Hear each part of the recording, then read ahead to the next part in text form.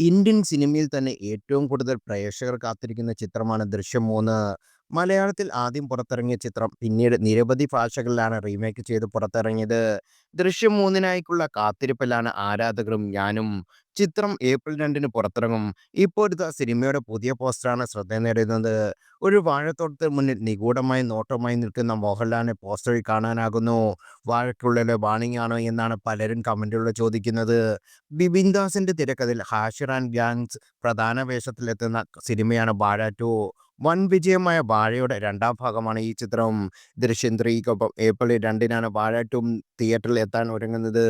അതിനാലാണ് ഇപ്പോൾ വാഴയെ ഉന്നം വെച്ചാണ് ദൃശ്യം ടീം ഈ പോസ്റ്റർ പുറത്തിറക്കിയെന്ന് പ്രേക്ഷകർ കമന്റ് ചെയ്യുന്നു.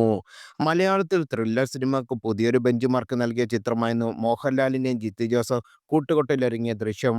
സിനിമയുടെ മൂന്നാം ഭാഗത്തിന്റെ ചിത്രീകരണം പുരോഗമിക്കുകയായിരുന്നു. 75 കോടിയായിരുന്നു ആദ്യ ഭാഗം തിയേറ്ററിൽ നിന്ന് നേടിയത്. തമിഴ്, തെലുങ്ക്, ഹിന്ദി, കന്നഡ തുടങ്ങിയ ഭാഷയിലേക്ക് ചിത്രം റീമേക്ക് ചെയ്യപ്പെട്ടു. മോഹൻലാലിനൊപ്പം മീന, അൻസിബ ഹസൻ, ആശ ശരത്, സിദ്ദിഖ്, എസ്തർ, അനിൽ തുടങ്ങിയവരായിരുന്നു ചിത്രത്തിലെ പ്രധാന അഭിനേതാക്കൾ. 2021 ഫെബ്രുവരി 19-നാണ് ദൃശ്യത്തിന്റെ രണ്ടാം ഭാഗം പുറത്തിറങ്ങിയത്.